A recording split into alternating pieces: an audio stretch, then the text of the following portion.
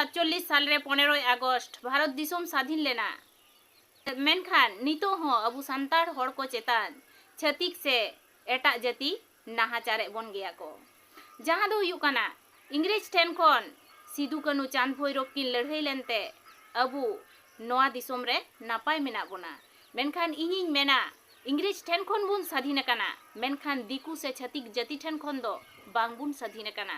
जहां दो हुयु कना अयोध्या बुरु रेना मयूर पहाड़ रे ओना सुर सुपुर करे जहां जायगा मेना ओना जायगा दो अबु संताड़ बॉयहा को कना। और ओना जायगा चेतन गे छतिक से एटा जाति को नजरा कना जाते ओना जायगा उनको को दखल हताव दाड़ेया। और दखल हताव कते लटू लटू फ्लैट से बिल्डिंग से प्रॉपर्टी को बेनावा से कंपनी को बेनावा मेनते।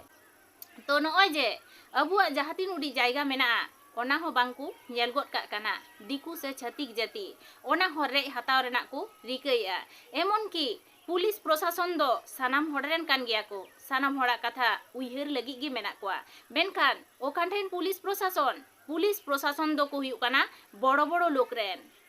आर ओना होतेज तिगी पुलिस प्रशासन अयोध्या बुरु रेन जहां संताड़ बॉयहा को जायगा कना उनको हिड़ हिड़ काते गाड़ी रे को और लादे काते बागमुंडी थाना रे को फोड़ केत कोआ।